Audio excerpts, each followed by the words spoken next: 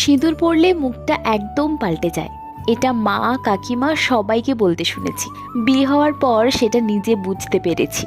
সিঁদুর পরারও অনেক রকম রিচুয়ালস আছে, আমি অত কিছু জানি না।